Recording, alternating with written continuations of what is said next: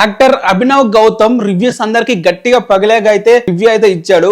What movie తనైతే చూడడం అయితే జరిగింది. ట్విట్టర్ లో తన రివ్యూ అయితే పోస్ట్ అయితే చేశాడు. మరి తను ఏమంటున్నాడో రివ్యూలో ఒకసారి చూద్దాం. ఇప్పుడే వాట్ మూవీ చూసి వస్తున్నా, సినిమా మస్తు ఉంది, story is very well return, huge star, congratulations Yash Raj films and director Ayan, a big shout out to Tarak sir, అలాగే Hrithik ji, lovely performance, especially Tarak అన్న అయితే స్క్రీన్ ప్రెజెన్స్ నెక్స్ట్ లెవెల్ అన్న. హిందీ లాంగ్వేజ్ లో కూడా ఇద్దరు అదర్ కొట్టాడు.